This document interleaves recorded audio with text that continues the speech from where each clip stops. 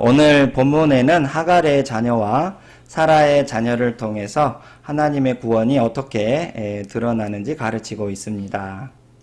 이를 좀 더 자세히 살펴보기 위해서 창세기에 나오는 하갈과 사라를 함께 생각해 보면 좋겠습니다. 창세기 11장에 보면은 족보가 나오는데요. 그 족보에 따르면 오늘 본문에 나오는 아브람과 사레를 이렇게 소개합니다. 아브람의 아내의 이름은 사레며 사레는 임신하지 못함으로 자식이 없었더라.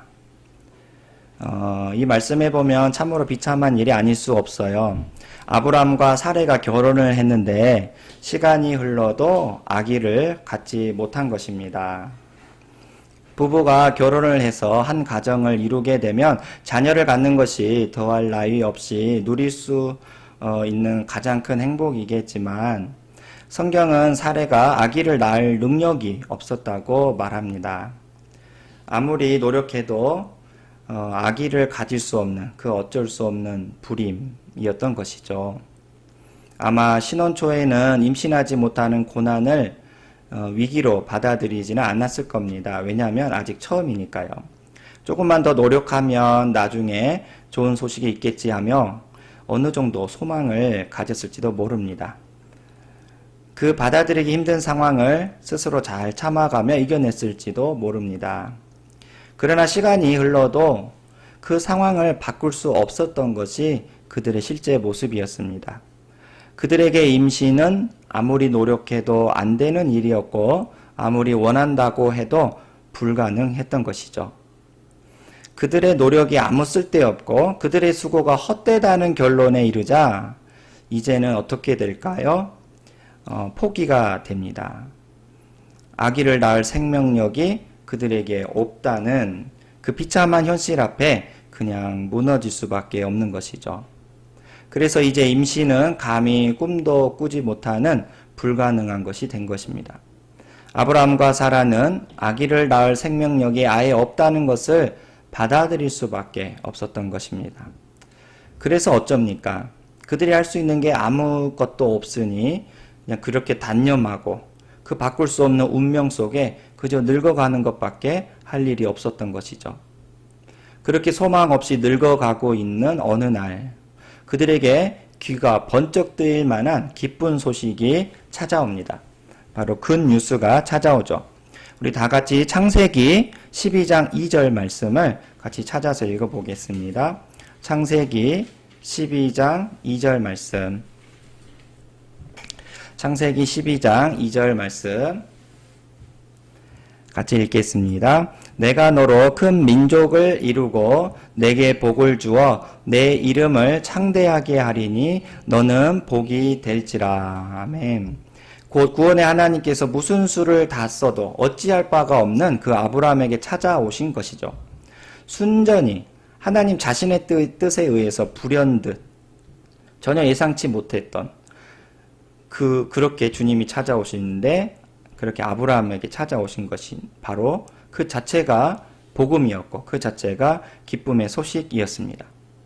왜냐하면 하나님은 새 생명을 품을 능력이 없었던 아브라함에게 큰 민족을 이루어서 그들로 하여금 하나님의 구원이 어떤 것인지 보여주시겠다라는 이런 위대한 약속을 해주셨기 때문입니다.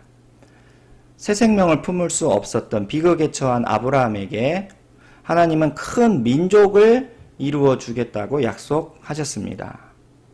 곧 아브라함을 시작으로 구원받은 하나님의 자녀들을 계속 일으키시겠다라는 말씀이었죠. 근데 정말 말도 안 됩니다. 새 생명을 낳을 능력이 없어서 그렇게 단념하고 늙어가고 있는 아브라함이 구원받을 하나님의 자녀들의 조상이 되게 하시겠다니 그야말로 충격 그 자체였고 큰 기쁨의 좋은 소식이 아닐 수가 없었습니다. 내가 들은 게 정말 맞나? 이게 꿈이야? 생시야? 할 정도로 아브라함에게 임한 기쁨의 좋은 소식은 자기 귀를 의심하게 할 만한 위대한 약속이었습니다. 아브라함은 이 은혜의 약속을 받았으니 이렇게 생각할 것입니다. 와, 정말 역전의 드라마다. 이제는 내게 하나님의 구원의 약속이 있어. 하나님이 내게 주신 약속 때문에 이제는 소망을 노래할 수 있어. 이제 나는 더 이상 비참한 자가 아니야. 아브라함은 이전의 삶에서 느껴보지 못했던 정말로 가슴 뛰는 소망 때문에 뛸 듯이 기뻤을 것입니다. 그런데 여기서부터 우리가 좀 생각해야 할 것이 있습니다. 그것은 하나님의 구원의 그 약속이 아브라함에게 주어졌긴 했는데 그 약속이 곧장 성취되지 않았다라는 것입니다. 그렇게 하나님께서 말씀하시고 곧장 그 약속이 이루어져 버린다면 더할 나위 없이 좋겠지만 무려 10년이 지나도 아브라함에게는 아무런 변화가 없었습니다. 이것은 아브라함뿐 아니라 오늘날 오늘을 살아가는 우리에게도 대단히 중요한 점이 아닐 수가 없습니다. 아브라함에게 약속된 그 하나님의 신비스럽고 은혜로운 구원의 약속은 과연 어떻게 성취될까요? 이 구원 약속을 받은 아브라함과 사레는 여기서부터 악하고 교만하고 불신하는 인간의 실상을 자기의 종 하갈을 통해서 여실히 보여줍니다. 우리가 알다시피 아브라함은 하나님의 약속을 받았지만 10년이 지나도 자식이 생기지 않았습니다. 그러자 다메섹 사람 엘리에셀이 자기의 상속자가 될 거라고 말합니다. 하나님의 약속을 의지해서 아기를 낳으려고 노력해 보았지만 10년이 지나도 지금껏 자식이 없으니까 가까운 친족이나 집안 사람들 중 누군가가 자기의 상속자가 될 거라고 말하면서 그 하나님의 약속을 단념했던 것입니다. 그뿐만이 아닙니다. 아브라함은 100세쯤 되어 아들을 주겠다고 하나님의 약속을 받았지만 그것을 듣고 피식 웃어버렸습니다. 왜 웃었을까요? 너무나 어이가 없어서 웃음이 저절로 나온 것입니다. 세상에 유머도 이런 유머가 없다 하면서 100살 먹은 할아버지가 어떻게 아들을 낳겠냐라는 그런 불신이었던 것입니다. 이런 모습은 아브라함의 아내 사레도 마찬가지입니다. 내년 이맘때 반드시 아들을 낳을 것이다 라는 하나님의 약속을 장막문에서 들은 사레는 속으로 웃으며 내가 나이가 많고 나의 남편도 늙었는데 무슨 즐거움이 있을까 하며 그 약속을 불신합니다. 90살 먹은 늙은 자기 자신이 아들을 낳는다? 정말로 너무나 어이가 없고 그저 웃음밖에 안 나오는 아주 이상한 괴상한 일이었던 것입니다. 이것이 바로 인간의 실상입니다. 믿습니다 라고 말은 하지만 하나님의 신비를 신비 그대로 믿을 힘이 없습니다. 자기 욕망대로 계산할 뿐이지 이런 말도 안 되는 상황을 뛰어넘어서 하나님을 믿는 참 믿음은 가지지 못하는 것이죠. 때로 인간은 자기 정욕에 사로잡혀서 믿습니다. 제발 좀 꼭 이루어주세요 라고 믿음을 표현해 보지만 실제 삶에서 살아가는 모습은 하나님보다 내 힘을 더 의지해서 살아가기 십상입니다. 이렇게 불신하는 인간의 모습이 아기를 낳고 싶지만 아기를 낳을 능력이 없는 아브라함과 사레의 모습과 비슷합니다. 곧 믿고 싶지만 믿을 힘이 없다는 것이죠. 이렇게 불신하고 교만하고 악한 인간의 실상은 사레의 종이었던 하갈에게 여실히 다 드러납니다. 하나님의 약속은 주어졌지만 내가 처한 현실과 상황을 보니까 그 약속이 이루어질 일말의 가능성이 안 보인다고 판단한 아브라함과 사레는 하나님의 신비를 그 신비 자체로 이해하지 못하고 믿지 못하고 자기가 어느 정도 납득이 가게 인위적으로 상황을 연출하고 싶었습니다. 곧 너가 믿는 자의 조상이 될 거다라고 약속을 받았잖아요. 근데 10년이 지나도 아무 소식이 없잖아요. 그러면 그 약속은 뭐죠? 하고 이런 생각이 들면서 그러면 그 약속은 언제 이루어지는 거지? 하면서 뭔가 이렇게 그 신비를 신비로 받아들이지 못하고 이걸 되게 어느 정도 우리가 납득이 되도록 인위적으로 상황을 연출하는 것입니다. 그러니까 인간의 노력으로 그냥 그 뜻은 그럼 뭘까? 10년이 지나도 아무 소식이 없는데 하면서 뭔가 인간이 납득이 되도록 그 상황을 연출하거나 인간의 노력으로 재해석을 한 것이죠. 아기를 낳을 수 없는 현실 속에 아기를 주겠다? 이런 어이없는 약속을 하신 하나님이 정말 무한당하지 않도록, 그리고 그 약속을 받은 자신도 무한하지 않도록, 결국 그 하나님의 구원 약속이 모두 성취되도록 그들 스스로의 노력을 이룬 성취, 업적으로 그 하나님의 신비스러운 약속이 납득이 되게 그런 상황을 자기 스스로 연출을 하는 것입니다. 좀 더 쉽게 이야기하면 하나님의 신비스러운 구원을 나의 노력과 행위로 이루어 보겠다 했던 것이죠. 아브라함과 사레가 어떻게 자기의 노력으로 그 하나님의 구원 약속을 이루어 보고자 했는지 창세기에서 이렇게 말씀합니다. 우리 다 같이 창세기 16장 2절부터 3절입니다. 창세기 16장 2절부터 3절입니다. 창세기 16장 2절부터 3절 같이 읽겠습니다. 사레가 아브라함에게 이르되 여호와께서 내 출산을 허락하지 아니하셨으니 원하건대 내 여종에게 들어가라. 내가 혹 그로 말미암아 자녀를 낳을까 하노라 하매 아브라함이 사레의 말을 들으니라. 아브라함의 아내 사레가 그 여종 애굽 사람 하갈을 데려다가 그 남편 아브라함에게 첩으로 준 때는 아브라함이 가나안 땅에 거주한 지 10년 후였더라. 사레는 생각했습니다. 나이도 많고 불임 상태인 나에게 어떻게 하나님은 자손을 주겠다 했지 하고 그 구원 약속이 어떻게 이루어질까 하고 고민을 했던 것이죠.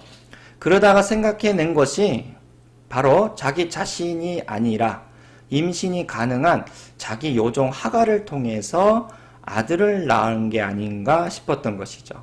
그래서 자기 여종 하갈을 통해서 아들을 낳아서 그 하나님의 약속을 성취해 보려고 했던 것이죠. 자기의 몸종이나 다를 바가, 자기 몸종이니까 자기와 다를 바가 없고 임신이 가능한 여종이니 하나님의 약속도 잘 이루어질 수 있을 것만 같았기 때문입니다. 하나님의 신비를 그 신비 자체로 믿지 못하는 인간이 저지르는 그 악함과 교만은 신비한 하나님의 구원을 그저 자기의 노력과 행위로 이루어 보고자 했던 것입니다. 아브라함도 아내 사레 말에 동의를 합니다. 그래서 사레의 여종이었던 하갈에게 들어가서 그 아들 이스마엘을 낳았던 것이죠. 여러분, 그러면 정말 이렇게 해서 정말로 위대하신 그 하나님의 구원 약속이 성취된 게 맞을까요? 노예에 불과한 하갈을 통해서 낳은 자녀들이 정말 하나님 되심으로 이루어진 구원의 자손 맞습니까? 이런 인간의 노력과 성취로 이루어진 그 하나님의 구원은 실제가 아니라 거짓에 불과합니다. 그저 인간이 자기 신념에 따라서 행위와 노력으로 만든 거짓 구원에 불과한 것입니다. 이를 보여주는 말씀이 오늘 본문 갈라디아서 23절에 나옵니다. 갈라디아서 4장 23절 우리 같이 읽어보겠습니다. 갈라디아서 4장 23절 갈라디아서 4장 23절 같이 읽겠습니다. 여종에게서는 육체를 따라 낳고, 한 번 더 읽습니다. 여종에게서는 육체를 따라 낳고, 자, 그 여종에게서, 하갈에게서는 육체를 따라서 낳았다고 했습니다. 그 다음 절 25절 말씀을 같이 읽겠습니다. 25절 읽습니다. 이 하갈은 아라비아에 있는 신의 산으로서 지금 있는 예루살렘과 같은 곳이니 그가 그 자녀들과 더불어 종노릇하고, 곧 그 여종, 그 노예에 불과했던 하갈을 통해 낳은 자손들은 자기의 노력과 행위를 근거 삼아 하나님의 구원 약속이 이루어졌겠다고 믿을 수도 있겠지만 실제로는 그저 거짓에 불과합니다. 육은 육을 낳을 뿐입니다. 노예는 곧 노예를 낳을 뿐입니다. 육은 생명이 없습니다. 생명이 없는 육이 자녀를 아무리 많이 낳는다고 해도 똑같이 생명 없는 육을 낳을 뿐입니다. 이 운명에서 절대로 벗어날 수가 없습니다. 노예에 불과했던 하갈이 낳은 자녀는 그저 또 다른 노예를 낳을 뿐입니다. 예수님도 자기의 경건과 노력을 근거 삼아 나는 아브라함의 자손이요 난 구원받은 자녀요. 하나님의 자녀라고 스스로 확증했던 니고데모에게도 같은 말씀을 하셨습니다. 요한복음 3장 6절 말씀을 제가 읽겠습니다. 요한복음 3장 6절. 육으로 난 것은 육이요. 육으로 태어난 것은 그저 육일 뿐이라는 것입니다. 곧 인간의 행위와 노력으로 만들어진 구원은 생명이 없다라는 것입니다. 나의 결단, 나의 헌신, 나의 행위로부터 시작된 구원은 그저 모래 위에 지어진 집과 같습니다. 어려운 상황에 따라 얼마든지 무너질 수 있는 것입니다. 육은 또 다른 육을 낳고 종은 또 다른 종을 낳을 뿐이지 진짜 하나님의 약속의 자녀가 될 수는 없는 것입니다. 나로부터 시작된 그러한 구원은 진짜가 될 수 없는 것입니다. 이런 모습을 잘 보여주는 사람들이 출애굽기에 나옵니다. 우리 다 같이 출애굽기 32장 4절부터 6절 말씀을 찾아보겠습니다. 출애굽기 32장 4절부터 6절. 출애굽기 32장 4절부터 6절 말씀. 출애굽기 32장 4절부터 6절 같이 읽겠습니다. 아론이 그들의 손에서 금고리를 받아 부어서 조각칼로 새겨 송아지 형상을 만드니 그들이 말하되 이스라엘아 이는 너희를 애굽 땅에서 인도하여 낸 너희의 신이로다 하는지라. 아론이 보고 그 앞에 제단을 쌓고 이에 아론이 공포하여 이르되 내일은 여호와의 절일이니라 하니 이튿날에 그들이 일찍이 일어나 번제를 드리며 화목제를 드리고 백성이 앉아서 먹고 마시며 일어나서 뛰놀더라. 여기 말씀에 보면 출애굽한 이스라엘 백성들의 그 끔찍한 우상 숭배의 현장을 만날 수 있습니다. 시내산에 하나님의 계명을 받으러 올라간 지도자 모세가 오랜 시간이 지나도 내려오지 않자 광야에 남겨진 그 이스라엘 백성들, 그들은 점점 어수선해지고 불안에 떨게 되었습니다. 왜냐하면 아무것도 없는 그 황량한 광야에서 자기들을 인도해 줄 모세가 없다는 사실을 깨닫고 극심한 불안과 공포를 느꼈기 때문입니다. 모세가 왜 안 오지? 혹시 하나님 앞에 뭔가 잘못해서 심판받은 거 아니야? 우리가 이렇게 기다리고만 있는 게 맞나? 왜 안 오지? 그냥 아무것도 안 하고 이렇게 있어도 되나? 하면서 그들에게 보이는 것은 이제 황량한 광야가 주는 극심한 불안과 죽음의 공포뿐이었습니다. 이런 절박한 상황에서 그들에게 구원은 어떤 것일까요?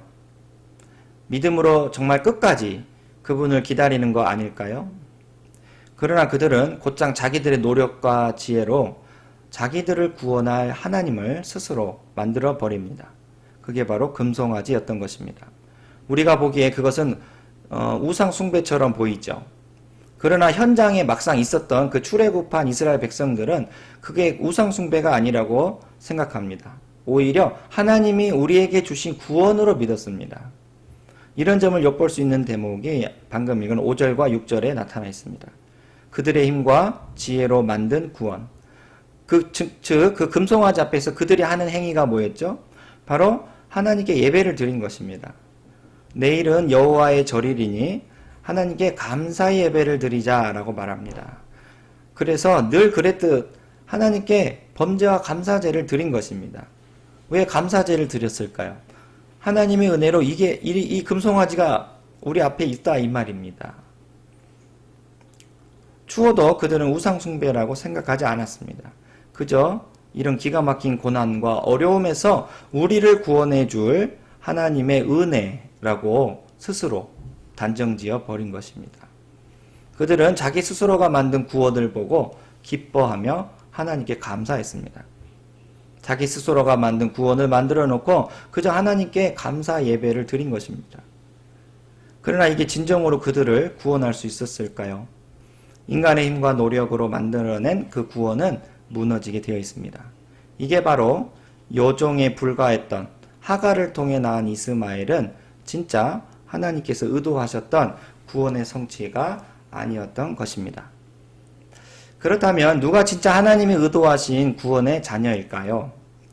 바로 아기를 낳을 수 없는 90세 할머니 사례가 정말 순도 100% 완전히 하나님의 생명력으로만 그녀가 진짜 아기를 낳을 때 태어난 사람들을 뜻합니다. 곧 나이가 많아 늙었고 여성의 생리가 끊어졌고 노쇠한 90세 할머니 사례의 몸을 통해서 아기를 낳았을 때 그게 진짜 하나님의 구원에 약속된 자녀라는 것이죠. 이 출산에는 인간의 노력과 행위, 공로가 있을 수가 없습니다. 인간의 노력과 열심으로 좀 이룰 수 있다라는 일말의 희망조차 꿈도 꿀 수 없습니다. 정말 순전히 100% 오로지 그 구원의 하나님, 그 하나님의 신비한 그 능력 때문에 그 하나님으로 인해서 정말로 출산을 해야 하는 것입니다. 우리 다 같이 갈라디아서 4장 23절 말씀을 읽어보겠습니다. 갈라디아서 4장 23절입니다. 같이 읽습니다. 여종에게서는 육체를 따라 낳고 자유 있는 여자에게서는 약속으로 말미암았느니라. 여기 말씀해 보면 그 하갈 여종에게서는 어떻게 낳았다 했죠? 육체를 따라 낳았지만 자유 있는 그 여자, 정말 90세 그 할머니 사례를 통해서 난 그 이삭은 순전히 약속으로 말미암아서 낳았다고 했습니다. 우리말 성경에는 약속으로 말미암았다고 말씀했지만 영어 성경에 보면 divine promise라고 말씀합니다. 곧 하나님의 그 신성한 영역 안에서 일어난 일이라고 말씀하시는 것입니다. 이렇게 인간의 노력이나 행위, 성취의 근거가 아닌 정말 순전히 하나님의 신성한 그 능력으로 90세 할머니 사례가 아기를 낳았다면 그 자녀야말로 진짜 하나님의 약속의 자녀가 될 수 있는 것입니다. 아브라함이 100세에 사례가 90세에 낳은 아들 이삭. 그 이삭은 인간의 의지와 노력으로 하나님의 약속을 이루어 보려고 했던 여종 하갈에게서 낳은 이스마엘과는 완전히 비교할 수 없을 정도로, 감히 짝지을 수 없을 정도로 그 신분의 위치가 달랐습니다. 태어날 때부터 그 신분의 위치가 다른 것입니다. 물려받을 상속 자체가 다릅니다. 그냥 그 존재 자체가 다릅니다.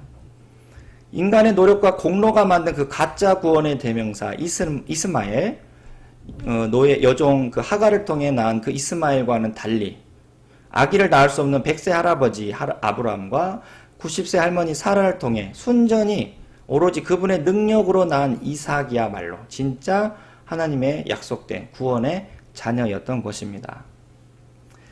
여러분, 로마 카톨릭 교회를 인정하지 않고 개신교의 믿음 체계를 바로 세웠던 종교개혁 아시죠? 그때 루터와 칼뱅을 중심으로 외치던 5가지 솔라가 있습니다.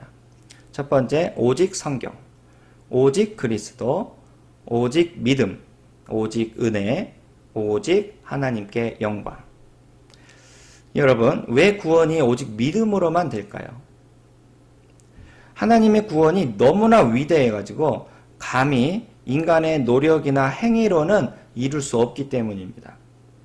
구원은 순전히 하나님의 영역에서만 이루어지는 것이지 인간의 어떤 노력이나 행위로 구원이 이루어질 수 없기 때문에, 그래서 그 구원을 위해서 인간이 할 수 있는 일이란 그저 믿는 것밖에 없는 것입니다. 마치 아기를 낳을 수 없는 90세 할머니 사례가 아기를 낳기 위해서 할 수 있는 게 아무것도 없었습니다. 인간의 노력이 통하지 않습니다. 그러나 그때 그저 그 신성한 하나님의 생명력만 의지하고 그분을 믿을 수밖에 없는 것처럼 나의 그 어떤 노력이나 행위로 하나님의 구원을 이루어지게 할 수 없기 때문에 오직 믿음, 곧 하나님을 믿고 있을 수밖에 없는 것입니다. 또한 구원은 오직 은혜로만 된다고 했습니다. 왜 그렇습니까? 하나님의 구원은 너무나 위대해서 감히 인간의 노력과 행위로 성취할 수 없기 때문입니다. 만약 인간의 노력과 행위로 얼마든지 그 하나님의 구원을 오게 하거나 내 삶에 시작되게 할 수 있다면 그걸 은혜라고 부르진 않습니다. 오히려 그것을 보상, 변제라고 불러야 할 것입니다. 나의 행위에 대한 보상으로 구원을 받는 것입니다. 그러나 이것은 은혜라고 말할 수 없습니다. 은혜가 은혜 되려면 감히 인간의 노력이나 행위로 이룰 수 없는 그 위대한 구원을 하나님의 자비로운 뜻에서만 그저 값없이 주어져야 할 것입니다. 자격 없는 나에게, 무능한 나에게, 죄인 중에 죄수였던 나에게, 마치 100세 할아버지 아브라함과 90세 할머니 사라에게 그 아기가 낳은 것처럼, 그리고 어떻게 이렇게 위대한 구원이 내게 임했는지 아무리 이해하려고 또 이해하려고 해봐도 도무지 나 자신에게는 그 근거를 찾아볼 수가 없을 정도로 그 하나님의 은혜는 말로 다 표현할 수 없는 정말로 위대한 선물인 것입니다. 그래서 그 놀라운 구원의 약속이 무능한 내게 그저 은혜로 이루어졌다는 것이 성령으로 확신이 든 사람은 어떻게 될까요? 사례처럼 하나님의 구원 약속이 너무나 터무니없고 어이가 없어서 그렇게 웃는 게 아니라 이제는 너무나 즐겁고 감사해서 하나님께 영광 돌리며 웃게 될 것입니다. 갈라디아서 4장 27절 말씀을 같이 읽겠습니다. 갈라디아서 4장 27절 말씀 함께 읽습니다. 기록된 바 잉태하지 못한 자여 즐거워하라. 산고를 모르는 자여 소리질러 외치라. 이는 홀로 사는 자의 자녀가 남편 있는 자의 자녀보다 많음이라 하였으니. 아멘. 잉태하지 못한 자여 즐거워하라 그랬습니다. 그 은혜, 나는 도저히 이룰 수 없는 그거, 그 구원이 오직 은혜로 하나님의 신성한 영역 안에서만 이루어졌기 때문에 우리는 그저 그 반응으로서 즐거워할 수밖에 없습니다. 소리질러 그분을 외치며 그분을 예배할 수밖에 없는 것입니다. 마치 낙타가 바늘길을 통과할 수 없는 것이 분명한데 정말 그 말도 안 되는 그 일이 내게 이루어졌으니 그 일을 은혜로 주신 그 하나님께 자발적으로 찬송하고 싶고 그분께 영광 돌리고 싶고 예배하고 싶은 것입니다.